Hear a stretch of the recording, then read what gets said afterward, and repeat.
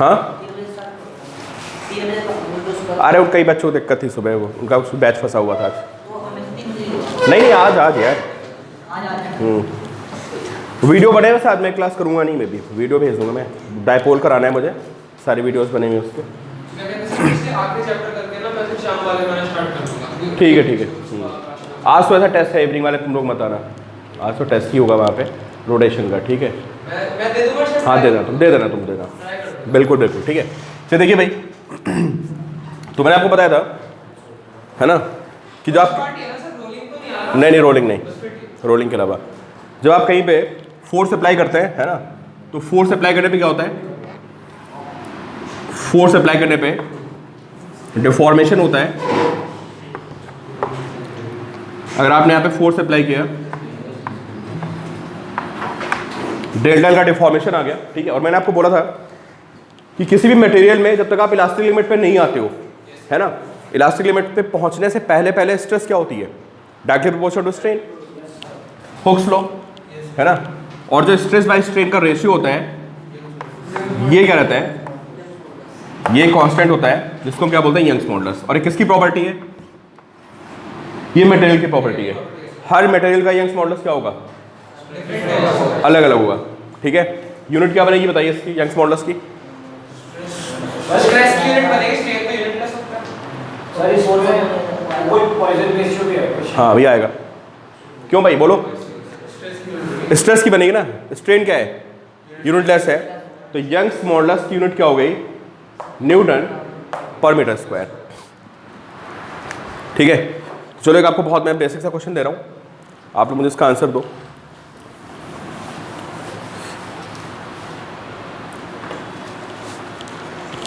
एक रॉड बनाइए,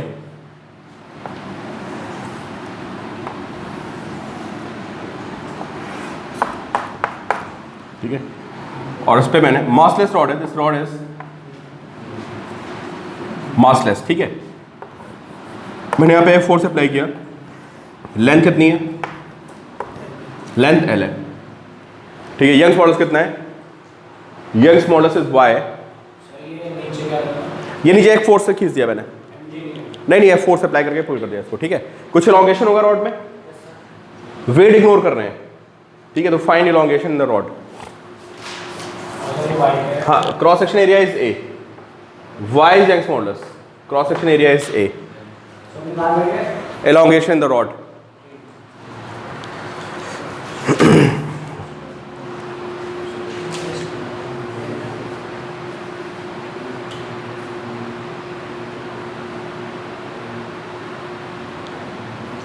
बताओ भाई कितना है elongation, यार स्ट्रेस आएगी सर आ जाएगा T into force into L upon A into pi. Sir यही क्वेश्चन था sir, force upon air divide by Young's modulus equal to delta है। तुमने एससीबी में सॉल्व किए क्वेश्चन मिलेंगे तुमको शुरू में, है ना। देखो भाई एज्यूम कर लेते हैं elongation डेल्टा एल का हो गया, क्यों, elongation इज डेल्टा एल, ठीक है। आ गया F L by A by, तो बताइए आप स्ट्रेस कितनी होगी, क्यों, F by A, stress is F by A and what is strain, delta L by capital L. तो यहां से आपको पता चलेगा कि delta L is equal to क्या, F L by A by. बहुत सारे क्वेश्चन आपको इस फॉर्म में मिलेंगे, किए थे कितने, 10 क्वेश्चन आपको दिए थे मैंने, अच्छा ठीक ठीक ठीक। एलॉन्गेशन आ गया भाई, F L by A by. अच्छा एक चीज़ और देखो आप, एक चीज़ और देखिए आप जब आप किसी रॉड को पुल करते हो ना, तो आपको क्या करना पड़ता है, आपको फोर्स अप्लाई करना पड़ता है, ठीक है। तो नोट करके लिखिए, देखिए नोट ये है कि आपके पास एक रॉड है और आपने इसको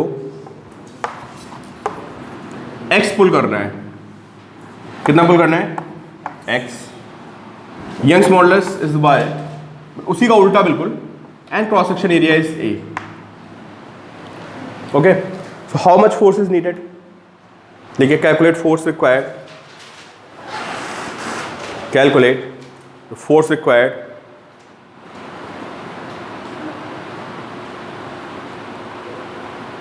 sir delta A delta L by A by L हाँ सर उसी से ले लिया। वही लिखो, वाई लिखो क्या, एफ बाय ए, अरे भाई वही तो लिखोगे यंग्स मॉडल्स का फॉर्मूला क्या, X by A by L हो जाएगा सर। अच्छा F by A by X by L, तो what is F, sir X का एलोंगेशन है। हाँ एलोंगेशन गिवन है ना, elongation is given, you have to find force. ऊपर आ जाएगा X Y upon L. Sir X by A by L हो जाएगा, फोर्स आ जाएगी X A Y upon A Y कितना फिर से बोलना, A Y A X Y upon L. हाँ sir X upon A by L equals to force. अरे तुम लोग क्या कर रहे हो, सर एक से अरे भाई क्या कर रहे हो, एक तो बोल रहे हैं एक्स हाँ। Y upon L. ठीक है ये आ गया फोर्स। सोच रहे हो क्यों करा रहा हूँ ये, है ना, ये इसलिए करा रहा हूँ क्योंकि अब आप सोचो कि स्प्रिंग के बारे में, ठीक है यार, जैसे वायर को खींचते हो ना, तो जो वायर का बिहेवियर होता है वो बिल्कुल स्प्रिंग की तरह होता है। आप किसी स्प्रिंग को पुल करिए बाय एक्स डिस्टेंस, तो how much force is needed, तो सर या तो पीछे वाला गलत है जो हमने लिखा है, क्योंकि सर हमने वहां delta L is equals to F L by A Y लिखा है, तो यहां से उस हिसाब से sir force equals to X A Y upon L को नीचे है। तो वही तो लिखा हुआ है, क्या गलती करी, यस ठीक है यार। एक बात तो आपने आंसर नहीं दिया कि अगर मैं किसी स्प्रिंग को एक्स पुल कर लूँ तो कितना फोर्स चाहिए होता है, माइनस एक्स के एक्स फोर्स ना। वो डायरेक्शन ही लगेगा। अरे भाई अगर आप किसी स्प्रिंग को एक्सिस्टेंस पुल कर रहे हैं तो आपको के एक्स फोर्स अप्लाई करना पड़ता है, वह के इज स्प्रिंग कांस्टेंट। तो जो वायर होता है इसका बिहेवियर एग्जैक्टली स्प्रिंग की तरह होता है। भाई स्प्रिंग को खींचते हो छोड़ दो तो स्प्रिंग क्या करती है, नेचुरल लेंथ में आ जाती है। सिमिलरली अगर आप किसी मेटलिक वायर को पुल करोगे छोड़ोगे तो वो भी क्या होगा, नॉर्मल लेंथ पे आ जाएगा बिकॉज ऑफ वेलोसिटी, ठीक है। तो comparing this result with F is equal to K X because they have identical behaviour. When force is removed they regain their shape. Spring ना शेप को रीगेन करेगी, ये भी अपने शेप को क्या करेगा, रीगेन करेगा। तो आप देख सकते हो F is Y X Y L and here F is K X. तो कंपेयर कर दें तो क्या आ जाएगा बताओ, वाई बाय इसी केस का है, इसी केस का है। तो के कितना आ गया। तो इसका मतलब आप ये समझिए कि जो आपका वायर होता है वो किसकी तरह बिहेव करता है, स्प्रिंग की तरह, जिसका स्प्रिंग कांस्टेंट कितना हो गया, Y A by L. Clear. तो हम लोग बहुत सारे स्प्रिंग के कॉन्सेप्ट यहां पे लगा सकते हैं।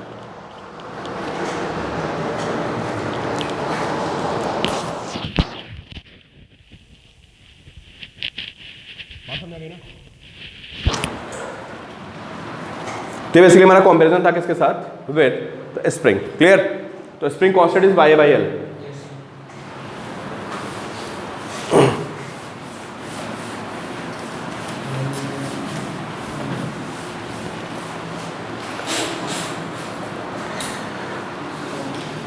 ठीक है।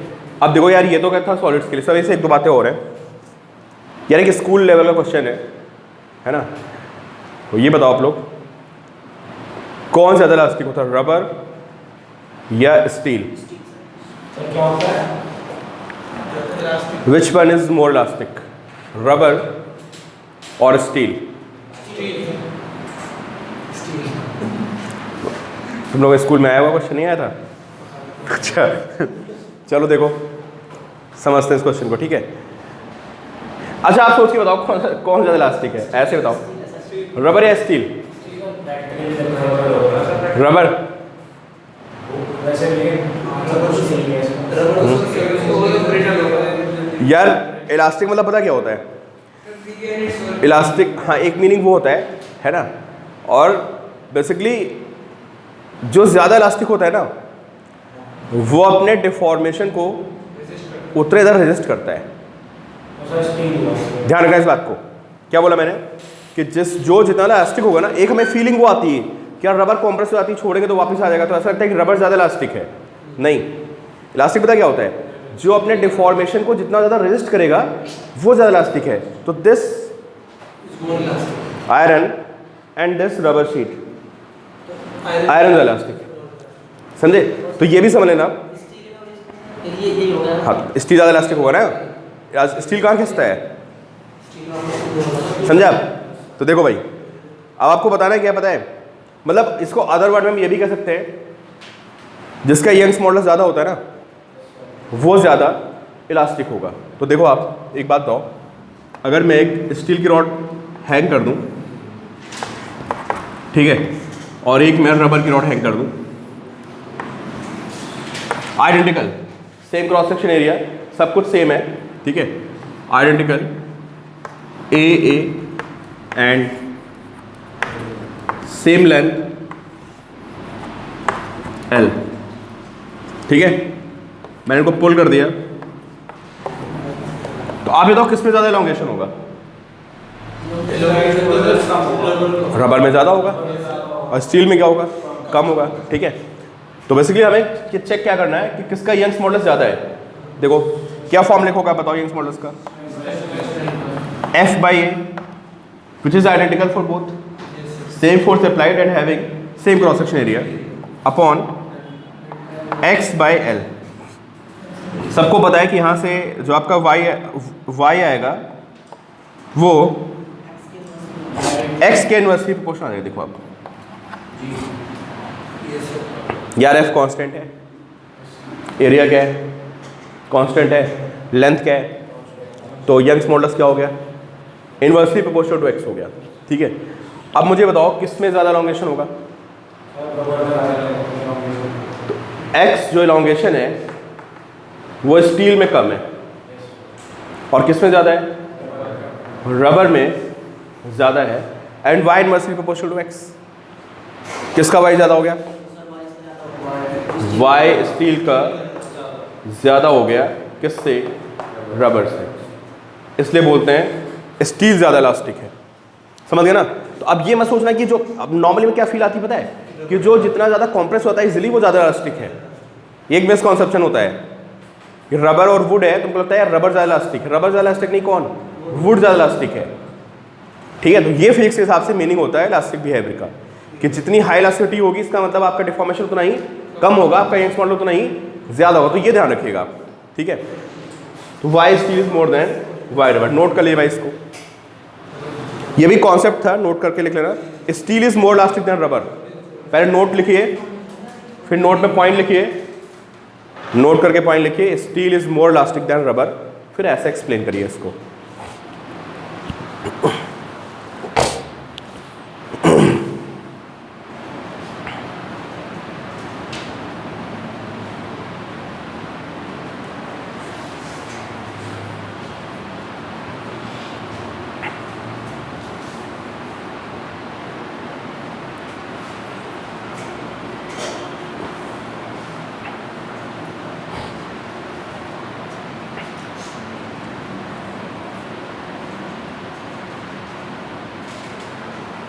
तो इसलिए जो मॉडुलस होता है वो हमें, जितना मॉडुलस किसी का हाई होगा ना वो उतना ही अपने आप को क्या करेगा, रजिस्ट मारेगा। यंग्स मॉडुलस जितना ज़्यादा होगा वो बॉडी उतनी हार्ड होगी, रिजिड होगी। बिल्कुल बिल्कुल बिल्कुल, आप सीधे कह सकते हो। तो जिसमें स्ट्रेन कम होगी उसका वाई क्या होगा, ज़्यादा होगा, है ना।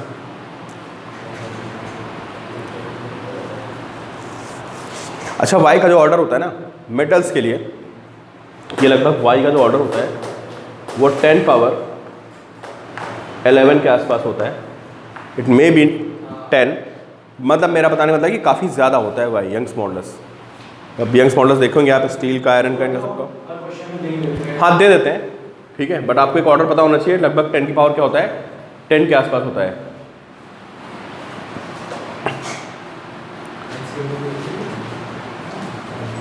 नोट कर लिया भाई, ठीक है। चलो एक बात तो ये हो गई, ठीक है।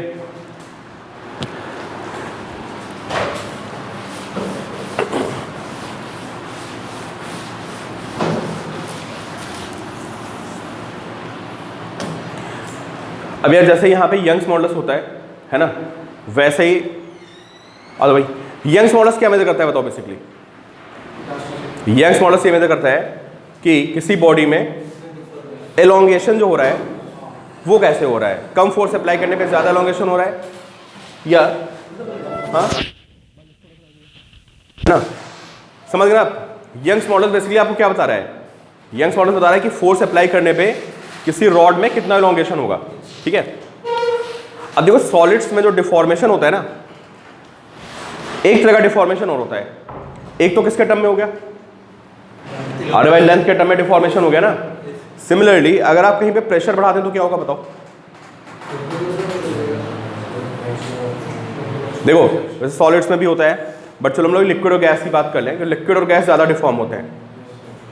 तो एक बात बताओ, अगर आप किसी लिक्विड पे प्रेशर अप्लाई करोगे तो क्या होगा, या उसका वॉल्यूम कम होगा नहीं कम होगा। कोई गैस है, आप गैस पे प्रेशर बढ़ा दो तो क्या करेगी, कंप्रेस कर जाएगी, समझे। तो जो हमारा यंग्स मॉडल था ये क्या मेजर करता था, ये एक तरह से बताता था कि कितना एलोंगेशन होगा कितना फोर्स अप्लाई करने पे। सॉलिड्स में भी होता है यार, बल्क मॉडल सब में होता है भाई। सॉलिड्स में कम होता है, गैसेस में क्या होता है ज़्यादा दिखता है, लिक्विड में उससे कम होता है, ठीक है। लेकिन होता सबके पास है। तो होता क्या है सीन कि अगर आप कहीं पे प्रेशर अप्लाई करोगे तो प्रेशर अप्लाई करने पे वॉल्यूम क्या हो जाता है, कम हो जाता है। तो जो प्रेशर और वॉल्यूम जो कमी हो रही है, या प्रेशर रिड्यूस करने पे वॉल्यूम बढ़ जाएगा, अरे प्रेशर घटाओ तो वॉल्यूम बढ़ जाएगा। तो ये जो रिलेशन होती है इसको हम किसके टर्म में पढ़ते हैं, बल्क मॉडल्स के टर्म में, ठीक है। तो देखिए आप लिखिए आप heading bulk models, and basically इसको हम लिक्विड गैसेस के लिए यूज़ करते हैं, बट होता किसके लिए, सॉलिड्स के लिए भी होता है। जैसे आप यहाँ पे प्रेशर अप्लाई कर दो ना, अभी इस रूम में प्रेशर अप्लाई करते हैं तो इस चौक का थोड़ा वॉल्यूम क्या होगा, कम हो जाएगा, हमारा भी कम हो जाएगा यार, हम भी कॉम्प्रेस हो जाएंगे थोड़े से समझे। देखिए ये कोई गैस हो गई या लिक्विड हो गया और बाहर से आपने कुछ प्रेशर बढ़ा दिया, ठीक है, डेल्टा बी का इंक्रीज आ गया। तो पहले से प्रेशर था बट आपने सडनली क्या कर दिया, डेल्टा बी प्रेशर बढ़ा दिया, तो ये हल्का सा क्या करेगा, श्रिंक कर जाएगा ऐसे, इसका वॉल्यूम थोड़ा सा कम हो जाएगा। हाँ प्रेशर बढ़ा दिया है, जितना बढ़ाओ यार, कम बढ़ाओगे तो कम वॉल्यूम श्रिंक करेगा, ज़्यादा बढ़ाओगे ज़्यादा श्रिंक करेगा। प्रेशर बढ़ाया, मेन बात ये है। हाँ तो यंग्स मॉडल्स क्या था बताओ, स्ट्रेस बाय स्ट्रेन, ठीक है। तो बल्क मॉडल्स भी आपका होता है, यहाँ जो आपका वो होता है डेल्टा पी एक तरह से स्ट्रेस हो गया, समझे। तो डेल्टा पी अपॉन नीचे क्या आता है, वॉल्यूमेट्रिक स्ट्रेन। तो जैसे वहाँ पे डेल्टा एल बाई एल था, यहाँ पे क्या होता है, अब इसको ऐसे लिखते हैं minus delta P by delta V by V. Delta V by V को क्या बोलते हैं, वॉल्यूमेट्रिक स्ट्रेन, जो वॉल्यूम में कमी आ गई। और क्यों आई, because of applied pressure, change in pressure. जितना प्रेशर बढ़ा है वो लिखा ना, हाँ हाँ। ये यार देखो पहले से प्रेशर था उससे फर्क नहीं पड़ता है, जो प्रेशर बढ़ेगा उसकी वजह से क्या होगा, वॉल्यूम में चेंज आएगा, ठीक है। और ये माइनस साइन क्यों लगाया बताए, बताओ क्यों, नहीं डायरेक्शन नहीं यार। नॉर्मली जो फिजिक्स में कांस्टेंट होते हैं वो पॉजिटिव होते हैं, कभी आपने नेगेटिव कांस्टेंट नहीं देखा होगा, है ना।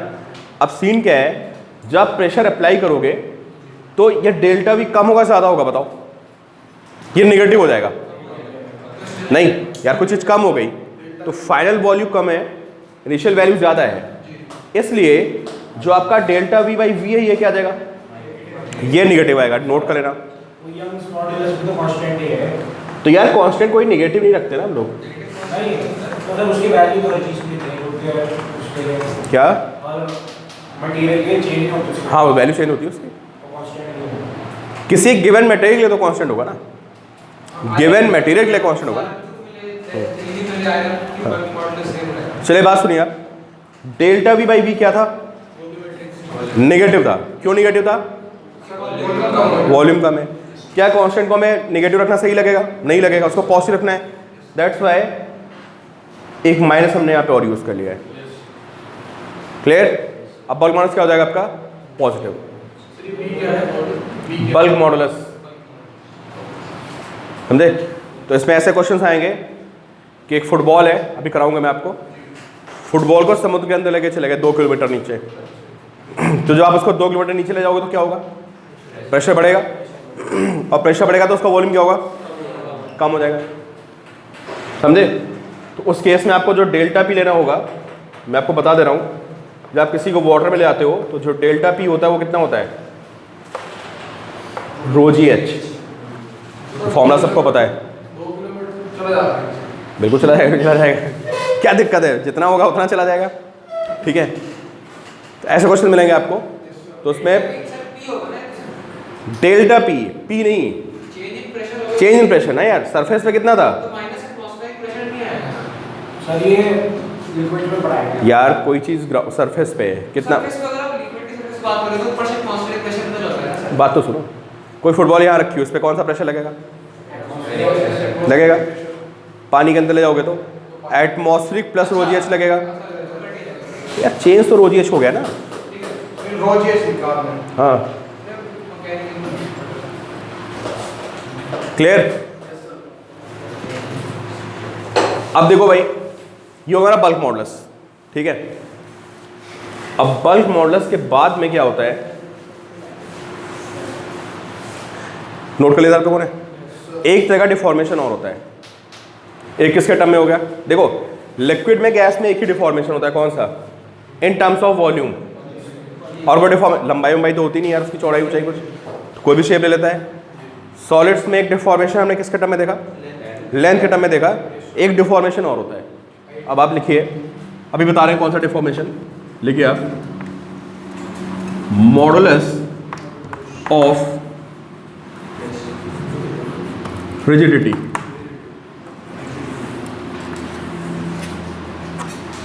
यार रिजिड बॉडी क्या होती है बताओ? पता है था तुम लोगों को? क्या बोला इन्होंने, सबने सुना? बोलो दोबारा। रिजिड बॉडी में पता क्या होता है? उसके 2 पॉइंट्स के बीच, कहीं से कोई बॉडी है, अगर रिजिड है तो इस पे एक पॉइंट ये ले लो और एक पॉइंट कहीं ले लो, इनके बीच जो डिस्टेंस है वो क्या रहेगी? दबाओगे तो कंप्रेस नहीं करेगा। हालांकि कोई रिजिड बॉडी परफेक्टली पॉसिबल नहीं है, कोई हो नहीं सकता। आप जहाँ फोर्स अप्लाई करोगे तो क्या होगा? डिफॉर्मेशन आएगा, भले वो नैनोमीटर में आए, एंगस्ट्रॉम में आए, लेकिन कुछ ना कुछ डिफॉर्मेशन ज़रूर आता है। कोई रिजिड नहीं है, तो फोर्स अप्लाई करोगे, समझे, कुछ ना कुछ तो डिफॉर्मेशन होगा ना यार। कोई बॉडी रिजिड नहीं है, नहीं अरे वो तो ग्लास है यार, वो तो ग्लास में कहाँ होता है? ग्लास बिल्कुल नहीं। डायमंड इतना हार्ड है, डायमंड भी रिजिड नहीं है, समझे? अभी वो बात क्या है समझो, ये बुक है, ठीक है, इस पे देखो, इधर से फोर्स अप्लाई कर दो, इधर से ऐसे हाथ रखो और ऐसे फोर्स अप्लाई कर दो, तो बुक का क्या हुआ बताओ? अरे लेयर्स क्या हो गई? लेयर्स आगे चली गई, छोड़ दो तो क्या हो जाएगा? समझे? एक तो ये एलोंगेशन देखो, उसमें ये चीज़ कम हो रही, देखो अगर मैं ऐसे फोर्स अप्लाई करूं तो ये डिफॉर्मेशन हो रहा होगा, लेकिन रिलेटिवली क्या है? अरे कम है ना। लेकिन जब मैं इस बुक के ऊपर ऐसे हाथ रख के ऐसे करता हूँ डिफॉर्म, तो डिफॉर्मेशन क्या हो रहा है? ज़्यादा। ये रिजिड नहीं है। अगर मैं इसके आयरन की बोले हूँ एक ऐसी शीट, फिर क्या होगा? लगाते रहो फोर्स, कुछ भी नहीं होगा, होगा माइक्रो लेवल पे होगा, एंगस्ट्रॉम लेवल पे, विजिबल नहीं होगा, समझे? इसमें ज़्यादा डिफॉर्मेशन हो रहा है, समझे? तो सॉलिड्स में डिफॉर्मेशन होता है, लेयर्स मूव कर जाती हैं। अब बुक को क्या मानोगे आप? जैसे भी आपको विस्कस फोर्स पढ़ा रहा था, क्या बताया था कि यार लिक्विड को किस में मानते हो? लेयर्स का बना हुआ है, समझे? तो अब जब भी आपके पास मॉडुलस ऑफ रिजिडिटी आएगा, तो जब भी आपको कोई चीज़ दिख रही होगी तो वो किस में दिख रही होगी? तो आपको लेयर्स दिखनी चाहिए। और जब उसमें टॉप पे फोर्स अप्लाई करोगे तो क्या होगा? जो टॉप लेयर है वो आगे चली जाएगी, उससे नीचे वाली लेयर, सब लेयर्स में थोड़ा थोड़ा क्या हो जाएगा? शिफ्टिंग हो जाएगी। तो जिसमें शिफ्टिंग नहीं होगी वो ज़्यादा रिजिड होगा, और जो शिफ्टिंग हो जाएगी वो कम रिजिड होगा, समझ गए? तो बुक रिजिड नहीं है, ठीक है? इसको हम कैसे मेजर करते हैं, देखो आप समझिए, आप ये क्यूब है और इस पर आपने टॉप पे फोर्स अप्लाई कर दिया ऐसे, तो डिफॉर्मेशन कब होता है पता है? ये जो रिजिडिटी वाला डिफॉर्मेशन है ये तब होता है जब आप फोर्स कहाँ अप्लाई करते हो? टेंजेंशियल अप्लाई करते हो। भाई सीधे खींचोगे तो क्या होगा? आप देख रहे हो कि अगर मैं बुक को ऐसे पुल कर लूँ यार, ऐसे, थोड़ा एलोंगेशन हुआ बट विजिबल नहीं है, ठीक है, लेकिन फोर्स ऐसे अप्लाई करने में देखो क्या हो रहा है, लेयर्स में स्लिपिंग हो रही है, समझे? कब होगी स्लिप लेयर्स बताओ? जब आप नीचे से उसको क्या करोगे, फिक्स कर लोगे और ऊपर से ऐसे खींच दोगे, तो लेयर्स क्या होंगी, शिफ्ट हो जाएंगी। सबसे ज़्यादा कौन शिफ्ट करेगी? Top layer. और सबसे कम? कुछ कुछ वही कहानी है, कौन सी, जो हमारी विस्कोसिटी में थी, कि टॉप लेयर क्या होती है, सबसे तेज स्पीड चलती है, बॉटम लेयर क्या होती है, समझ गए? तो भाई ये मैंने फोर्स अप्लाई किया, और फोर्स अप्लाई करने में पता चला कि ये तो पॉइंट यहीं रहेगा because this point is fixed, ये क्यूब था, और ये जो है ये पॉइंट ऐसे चला गया आगे, थोड़ा सा आगे, समझ गए? तो डिफॉर्मेशन आ गया थीटा, एंड थीटा बनाइए, इसको ड्रॉ करिए पहले आप।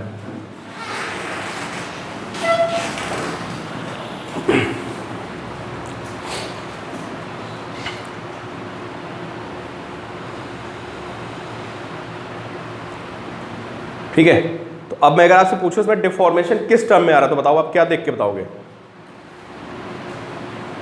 यार? ये सर स्ट्रेन की फॉर्म थीटा हमको बता रहा है डिफॉर्मेशन, थीटा जितना ज़्यादा होगा डिफॉर्मेशन उतना ही ज़्यादा होगा, समझ गए ना? तो जो थीटा होता है इसको हम बोलते हैं स्ट्रेन। क्या होता है? सर जो डिफॉर्मेशन को मेजर करता है, समझे? तो इसमें इसको बोलते हैं shear strain. Shear strain, share मतलब एक तरह से टेंजेंशियल, तो आपने टेंजेंशियल फोर्स अप्लाई किया तो लेयर ऐसे ऐसे हो गई, तो दिस एंगल इज कॉल्ड क्या? Shear strain. और ये किसके इक्वल होता है? देखिए, अगर ये लेयर आपकी आगे x चली गई है, ये आपकी लेंथ l है, तो आपका शेयर स्ट्रेन हुआ कितना होगा? x/l, ठीक है? This is called, theta is equal to x by l। हाँ, shear strain which is theta and which is equal to x/l। फिर ये बात समझ लीजिए, और tan theta is equal to perpendicular to this। अरे angle is equal to arc upon radius यार, तो ये x क्या हो गया? आर्क हो गया, l क्या हो गई? लेंथ हो गई, तो वही तो लिखा हुआ है। बहुत कम होगा ना यार, ज़्यादा थोड़ा ना थीटा। ये लोग किसके लिए बात कर रहे हैं बताओ? ये बुक तो मैंने आपको समझाने के लिए बताया है, ये बातें हो किसके लिए? नॉर्मली मेटल्स के लिए। तो मेटल में आप फोर्स अप्लाई करोगे तो कहीं जाके थोड़ा सा 1 माइक्रोमीटर 1 नैनोमीटर ऐसे डिफॉर्मेशन आएगा, उसमें तो एंगल बहुत छोटा होगा ना, समझ गए? तो जब एंगल छोटा होगा तो क्या हो जाएगा? ये आर्क हो गया और ये क्लियर। तो ये हो गई शेयर स्ट्रेन। और इसमें क्या होता है? इसमें तो शेयर स्ट्रेस। देखो शेयर स्ट्रेस क्या होती है पता है?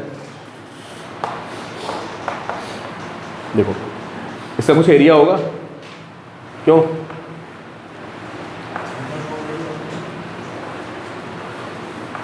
ये जो एरिया होगा ना, टॉप एरिया, जहां पे आपने फोर्स अप्लाई किया है, समझे? तो लेयर क्या होगी? आगे जाएगी, समझे? तो शेयर स्ट्रेस जो होती है वो फोर्स अपॉन एरिया होता है। कौन सा फोर्स? जो आपने अप्लाई किया हो, कौन सा एरिया? जिस एरिया पे आपने फोर्स अप्लाई किया है उसको हम क्या बोलते हैं? Shear stress. तो शेयर स्ट्रेस क्या होती है? फोर्स अपॉन क्या? एरिया, समझ गए? तो मॉडुलस, अरे मेरे भाई ये टॉप का एरिया जिस पे आपने फोर्स अप्लाई किया है, ये वाला एरिया, सर ये तीन चौथ से कनेक्टेड होगा ना सर? अगर टॉप कर लिया बॉटम कर लिया क्या फर्क पड़ता है? नहीं, जिस कनेक्टेड नहीं है तो क्या है? वैसे तो एक क्यूब है, इसलिए इसका फर्क नहीं पड़ रहा है। अरे इसमें क्या तुम लोग डिस्कशन कर रहे हो? टॉप कर लिया ये बुक है, यहाँ पे फोर्स अप्लाई किया तो स्ट्रेस क्या होती है? ये एरिया और फोर्स। सर अगर कोई इरेगुलर बॉडी होगी तो वहां से नहीं होगा ना, और कोई इरेगुलर बॉडी होगी या फिर किसी दो बॉडी का कॉम्बिनेशन होगा तो वहां जिस एरिया पे ले रहे हैं वहीं देखते जाएगा। हाँ, तो जिस एरिया पे लगा है वही तो देख रहे हैं, कौन सा एरिया? सर कह रहे हैं ना, ऊपर से नीचे से ले लो तो सेम है। मैंने कहा कोई कॉम्बिनेशन हो दो बॉडी। अरे जहाँ पे तुमने फोर्स अप्लाई किया है वो वाला एरिया भाई, टॉप सरफेस का एरिया। लिख लो एरिया ऑफ टॉप सरफेस, समझे? क्यूब में बनेगा, इरेगुलर बॉडी में नहीं पूछेगा, बहुत मुश्किल हो जाएगा हम लोगों की कैलकुलेशन के बाहर। अब स्फीयर नहीं पूछेगा तुमसे कि स्फीयर में फोर्स अप्लाई कर दिया तो बताओ, इंटीग्रेट करना पड़ेगा पॉइंट। अरे बहुत मैथ्स लग जाएगी। कहीं नहीं पूछेगा, सिर्फ क्यूब में पूछेगा, समझे? जिसका एरिया क्या हो, ऊपर का टॉप सरफेस क्या हो, फ्लैट हो बिल्कुल। स्फीयर में पूछ लेगा तो अच्छी खासी मैथ्स लग जाएगी, फिर वो इंजीनियरिंग का क्वेश्चन बन जाएगा, समझ गए? तो मॉडुलस ऑफ रिजिडिटी को हम लोग ईटा से नोट करते हैं और किसी किसी बुक में इसको जी से भी लिखते हैं। ईटा समझ गया ना, एन को थोड़ा लंबा खींच देते हैं, this is eta. Viscosity coefficient नहीं है दोनों सिंबल एक होते हैं। इसमें जी हाँ इसमें भी होता है। नहीं, आप बात नहीं समझे। जो मॉडल्स ऑफ रिजिडिटी होता है उसको मीटा से नोट करते हैं और कहीं कहीं पे जी से नोट करते हैं। तो ये वाला मीटर और विस्कोसिटी वाला अलग है। नहीं, वो अलग अलग है, ऑब्वियस सी बात है। वो कुछ और है, ये कुछ और है, सिंबल एक हो गए। सिंबल देख के हाँ समझ गए। तो क्या होगा ये shear stress upon shear strain. Shear stress upon क्या शेयर स्ट्रेन, तो ये हो गया एफ बाई ए और बाई क्या थीटा। आई बात समझ में। तुमने 3 मॉडल्स देखे, कौन कौन से? Young's models, shear models. ठीक है, तो हमारे टोटल चैप्टर का 33% है। अब पेरेंट पे बेस्ड प्रॉब्लम्स देखते हैं, फिर हम लोग आगे कहानी बढ़ते हैं। ठीक है, चलो।